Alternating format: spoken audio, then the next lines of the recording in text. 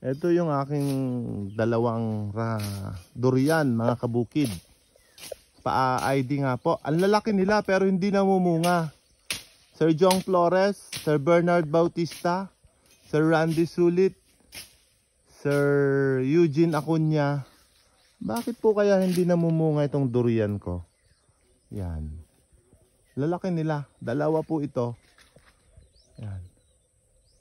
Pero itong kasama nila sa other side, hundreds po ang bunga ngayon. Yan. Tatlo ito. Itong isa, daming bunga, hundreds. Pero ito, dalawang malaking puno, hindi siya namumunga. Ano po kayang variety ito? Bakit hindi siya namumunga? Yan po ang mga dahon niya.